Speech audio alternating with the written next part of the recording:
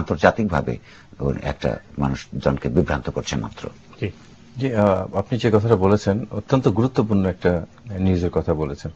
Actually Davies frost যিনি এই সাক্ষাৎকারটা নিয়েছেন মাননীয় প্রধানমন্ত্রীর, উনি কিন্তু স্যার উপাধি পাওয়া খুব বড় মাপের একজন সাংবাদিক, এবং দুঃখজনক হলো গত 31শে অগস্ট উনি মারা গেছেন, এবং এটাই তার সর্বশেষ সাক্ষাৎকার।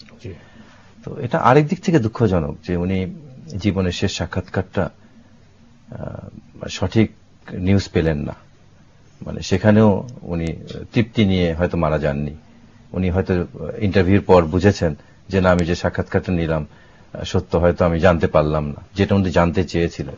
আপনার এটা ধারণা হচ্ছে যে ধারণা হচ্ছে এই জন্য কবির ভাই ঠিকই বলেছেন যে এই দুই নেত্রীর মধ্যে যদি আদর্শের দ্বন্দ্ব থাকতো তাহলে দেশের জনগণের ভালো এবং জাতীয় স্বার্থের চেয়ে বড় আদর্শ কি আছে বাংলাদেশে? মানুষের বেঁচে থাকার অধিকারের চেয়ে বড় আদর্শ কি আছে? একটা মানুষ নিশ্চিন্তে রাস্তা দিয়ে পারাপার হবে, জীবন ধারণ, কালকে বেঁচে থাকবো কি থাকবো না, আমার ভোটাধিকার অধিকার, আমার টাকা চুরি হয়ে যায় আসার আগেই 3 টাকার বিদ্যুৎ 13 টাকায় কিনতে হচ্ছে, 16 কোটি মানুষের পকেট কাটা হচ্ছে নির্বিঘ্নে, আইন করেই কাটা হচ্ছে, আমরা জানছি না। এর চেয়ে বড় স্বার্থ কি হতে পারে? এর চেয়ে বড় আদর্শ কি হতে পারে? উনি যেটা খুব ভালো জায়গায় টাচ করলেন,